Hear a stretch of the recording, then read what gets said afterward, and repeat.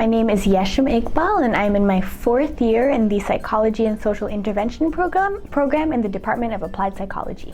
So the Social Inequality and Intergroup Relations Lab has a number of different projects going on, all of which look at how people think about social inequality and how they navigate intergroup relations, and how these beliefs influence well-being and intergroup attitudes more generally.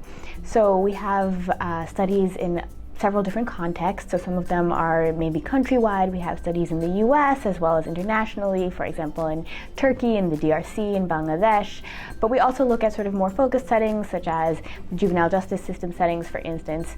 And in all of these settings, we study a variety of different questions about how people interact with one another and how they think about inequality and intergroup relations. The PIs are Dr. Rizarta Bilali, who is my advisor, and Dr. Erin Godfrey, whom I also work with, and it's sort of a joint research lab that both of them have together. So all of their graduate students, as well as a number of undergraduates and master's students, are also part of this lab. I have a number of different projects that I work on specifically. So one, for example, looks at people's responses to historical injustices in their past.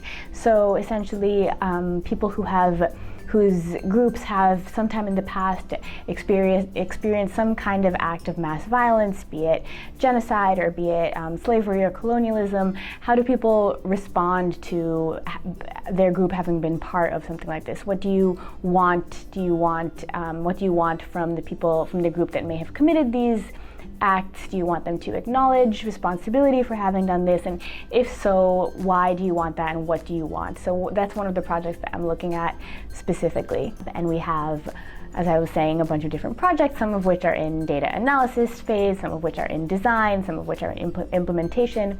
And depending on who is working on what and what people are interested in, we're involved in sort of all different tasks across the range of activities.